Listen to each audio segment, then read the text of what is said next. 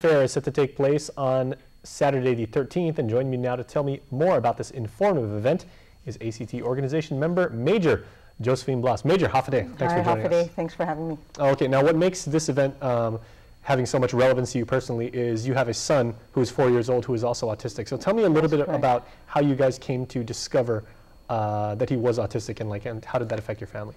Okay, when he was younger, actually before he even turned a year, he was not meeting any of his milestones.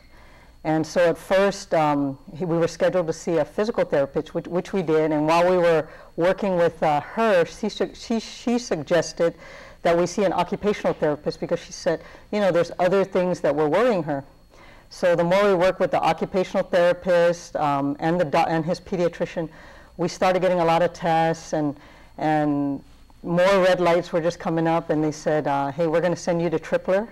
And so we went to Tripler Hospital a couple times, and then right before he turned 2 years old, they said, you know, your son's autistic. Now, when you say your son wasn't reaching milestones, are you talking about in terms of like motor skill development? Correct. Or like know, color recognition maybe? Or? Motor skill development, he just wasn't. He wasn't turning when he should. He wasn't reaching, grasping, crawling, just not doing the things that a normal child should do at certain milestones. So that was a red flag, and the more red flags came up, the more we would see one therapist or another. Mm-hmm. And so as the years went on, we were, you know, he was getting regular therapy, and then, like I said, they sent us to Tripler, and then right before he turned 2, he was diagnosed as autistic. Mm-hmm. And it was a surprise to me because I had no idea what even the signs and symptoms were. So when we got back, it was right before the Autism Fair 2 years ago. And so I thought, well, maybe I should attend this fair so I can learn more about autism. And so I've been involved in the organization ever since. All right, that's wonderful for you for doing so for the community. It's a great organization, actually, made up of a lot of other parents that have autistic children. So they've been I've been able to get a lot of information and a lot of reassurances. Because to tell you the truth, when they first said, your son may be autistic, I thought, oh my God, did I do something wrong? When I was pregnant, did I work out too much because I stayed active? Did I eat the wrong foods? I mean, all these thoughts went through my mind. And then, you know, I was reassured that no, it's not you.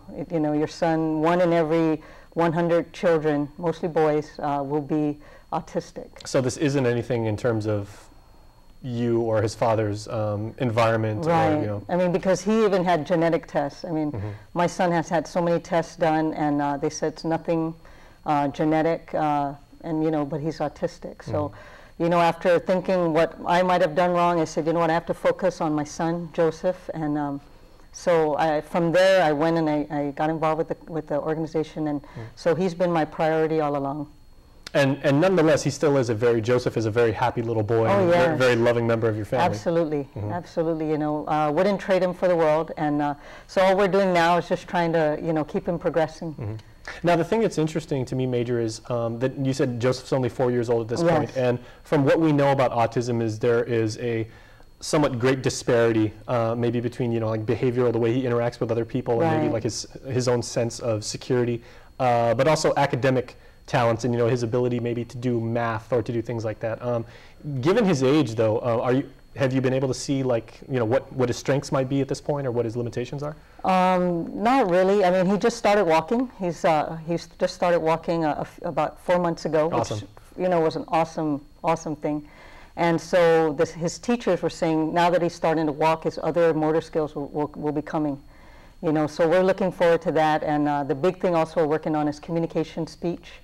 So we're working with that. But yeah, he's just a happy kid, and I've probably learned more from him than he'll ever learn from me. Oh, that's beautiful. Yeah. Does he interact with other people, like outside your immediate family well? Yes. A couple years ago, we got him into school and in the Child Development Center, so he's been interacting with children and a lot of other caregivers. So he doesn't freak out anymore when other people talk to him or when he's in crowds.